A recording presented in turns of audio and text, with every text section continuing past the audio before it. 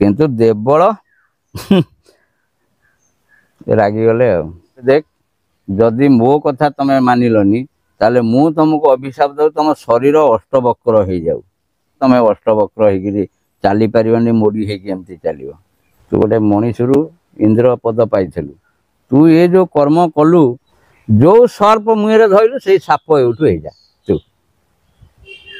कर्म कषण देह शये अरण्य अजगर प्राय भागवत लिखिदेला। से जी भी भूल कर दंड अच्छे निश्चय निश्चय तेणु दंड है। ऋषि अष्टवक्र शरीर कहीं आठ भांगे हो जाता कौन पे से आठ भांगे होकर से चलुले मोड़ी होकर एमती चलुले। रंभांकर अभिशाप हो जाता। से अति सुंदर युवक थे सुढ़ल चेहरा तांकर नाटा था देवल देवल देवल देवल ऋषि देवल ऋषि। सी दिने गोटे लिंब गछ मूले तपस्या रत अच्छा जोग ध्यान बस अति सुंदर सुढ़ल चेहरा स्वर्गर रंभा सेवाटे जाते रंभा तांकर चेहरा देखीदेले अति सुंदर चेहरा से तो है माने स्वर्गर बेसिया रंभा स्वर्गर अप्सरी ना बेसिया तांकर किसी नाई से कहले देवल ऋषि सांगे प्रीति करवा मन रे प्रेम जागृत है ऋषि की तपस्या भंग कले है प्रेम निवेदन कले किंतु देवल रागिगले। अरे मु जने साधु लोक सन्थ लोक मुनि लोक जो ऋषि लोक मु मोर प्रभु को ध्यान करुँगी तू गोटे सामान्य स्वर्गर अप्सरी होकर तू मत मो ध्यान भांगी मत ए प्रकार ये करवाटा तोर भूल हो जेहेतु स्वर्गर अप्सरी तांकर भी किसी पावर अच्छी ना नहीं निश्चय देवता मान पाखे जी रोचे जी ऑफिसर पाखे जी रोचे से पीएनटा हो पछे तार भी टे काटती अच्छे तेणु ये मानक भी से किसी रही जिते एक कथा कहले रंभा रागिले आ रंभा रागिकी कहले देख जदि मो कथा तमें मानिलनी ताले मु तुमको अभिशाप दउ तुम शरीर अष्टवक्र हो जाऊ तमें ये सुढ़ल चेहरा एमती ये रुहना जो थे नारी मन मोहन हो जाऊँ तुमको देखिकी ये रूप पलैब तमें अष्टवक्र हो चली पारनी मोड़ी होमती चलो। तांकरी अभिशाप ऋषि अष्टवक्र से आठ भांगे हो गले किंतु तांको द्वारा भी गोटे बड़ काम हो नहुष स्वर्ग इंद्र होता जानी थब नहुष रजा सी कहला जदि मो स्वर्ग इंद्र रजा हेली देवता मानकर ताहले इंद्राणी बा सची भी मोर ताले सची कहीं सचीपुर को न जी सी मो राणी कहीं न हब गला सचीपुर को सची देखिला मु देव भोग्या गोटा सामान्य मनीषटा कौन सी धर्म बल सी गोटे आज देवता इंद्रपदर बसी जाए बोली कौन सी मत रमण कर सी गोटे उपाय ପାଞ୍ଚିଲା कहला नाई मुझे आठू कमी दूरे रही कौन कला तो कहीपर पावर पाई कहला मुझे व्रत कर 21 दिन मु व्रतर रही 22 दिन जो दिन हम तमें से दिन गोटे विचित्र जाने रे मो पाखक आसब बुझल गोटे विचित्र जाने आसब ये आउ कि बुझीपारे कौन एमती कहले अच्छा हो तो सती की रमण करने को इच्छा प्रबल ना तेणुक दिन गणिले बसिक जान भी विचित्र कौन से कथा भी चिंतार रही जो तो मायाटा प्रभुंर होना प्रभु खेल बा किए खेल चलुची जो 21 दिन पूरी गला 22 दिन मन में विचित्र चिंता आसला अरे ये जो ऋषि मैंने सब मो सभार अच्छा यही मैंने मत पालिकी कांधे मत नहीं जी सची कर जोटा विचित्र जान हम ऋषि कोई सवारी कांधा डाकिले सब ऋषि मान कहले सब सवारी कांधा मत सचीपुर को लेकिन चल ये बसिले ऋषि मैंने सब कांधेले अच्छा ऋषि पिला सी गौड़ कम करने अच्छी ये से कौन साइज जापर ता भीतर पुणी अष्टवक्र ऋषि अच्छा ऋषि अष्टवक्र सी जो चलुनी तीन भांगे से पालिंगीटा एमती एमती एमती एमती दोहलुची नौश रागी गले माने सी तो पूरा व्यग्र अच्छा ना जीवाक सेठिकी अष्टवक्र पछाड़े निज गोड़ को मारिक सर्फ सर्फ माने शीघ्र शीघ्र दी चार थर खंडे गोड़े पेली देले अष्टवक्र रागी गले ऋषि मान कहले सबार ये रख रहिले कहले देख तू गोटे मनीषरू इंद्र पद पाइलु तू ये जो कर्म कलु ऋषि मान द्वारा भार बोइलु प्रथम पाप कलु द्वितीय पाप कौन कलु ना मु हूँ अष्टवक्र मोर भाव भंगी से तो पालिकी हलिला तू भाविलु मु जानिक हलौची मो गांडी आड़े गोईठा मारिक मत कहू सर्प सर्प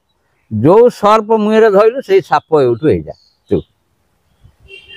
कर्म कषण देह शहे अरण्य अजगर प्राय भागवत लिखिदेला नौश सांगे सांगे अजगर साप होकर आ सचीपुर को कौन जीव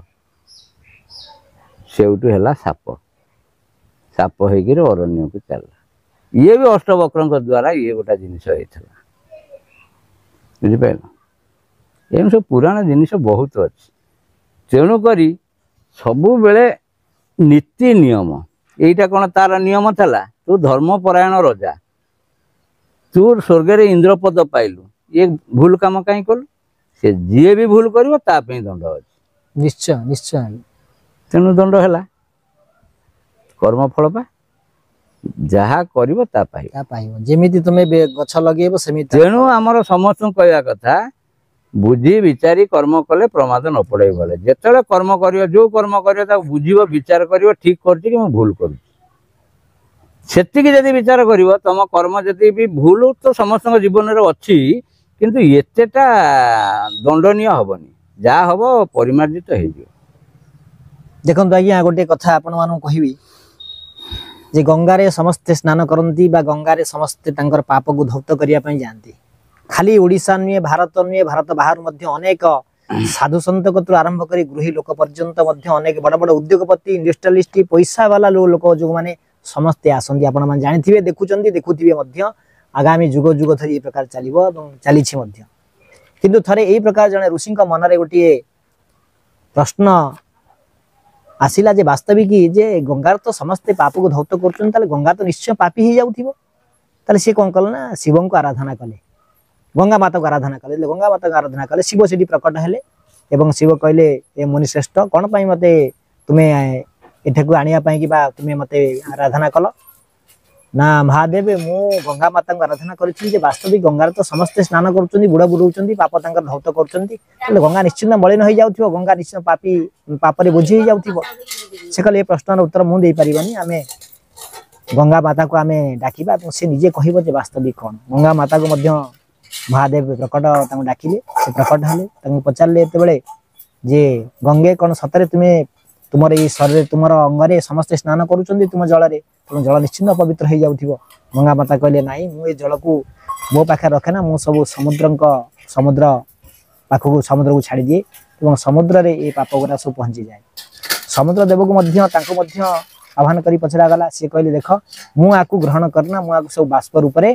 आकाश को सब छाड़ी दिए तेणु जो सूर्य को पचरागला सी कहले ना मुझे कौन करे ना बादल रूप से जो सी थाए धीरे धीरे से वर्षा हुए वर्षा पृथ्वी पृष्ठ सब वर्षा आकार रे बा पानी आकार रे पड़े पृथ्वी पृष्ठ तार देखु पृथ्वी पृष्ठ से जो पाप गुड़िक जमी आम साइक्लिंग सिस्टम बा जमी पुनरावृत्ति है भाया से जो पाप गुड़िक विभिन्न प्रकार गछ वृक्ष फल विभिन्न प्रकार देखो पृथ्वी पृष्ठ विष वृक्ष अच्छी अमृत वृक्ष अच्छी आप देखो सब प्रकार वृक्ष अच्छी यही माटी आज्ञा देखो पिता भी होची मिठा होची कषा होची विभिन्न प्रकार फल एठारे आम तार स्वाद आम अनुभव करुचे कि माटी तो गोटे आज्ञा फल एमती मिठा मिठा पिता कषा कहीं कौन तेणु आमर विचार आमर चिंताधारा आम जो प्रकार भावना आम ये रहा जो प्रकार कार्य करवा जो प्रकार सेवन करवा जो प्रकार चिंता विचार को नहीं आम ये चलवा से प्रकार आमको ये प्रतीयमान हेब और आम समाज में से प्रकार फल ही भोगिया पड़ो तेणु गंगा केबे तार पाप को अंगरे रखती ना सी प्रत्यावर्तन कर पृथ्वी पृष्ठ आम मान छाड़ दिखती तेणु जी जो प्रकार भावना सहित ये विचरण कर जी जो भावना नहीं कि अन्न बा खाद्य प्रसाद सेवन कर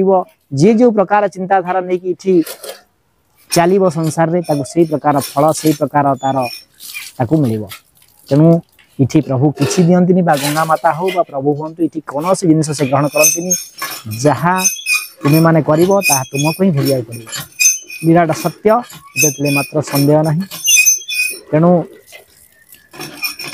माधर बाबू जहाँ भी कहले वास्तविक ये शास्त्र सम्मत एवं शास्त्र संग्रहित जिनस आम कौन मन गढ़न कहानी मनरू कौन जिनस आम आपण सम्मुखें प्रस्तुत करना ना करूँ ना मो सदा सर्वदा चेष्टा करे जे शास्त्र सम्मत शास्त्रर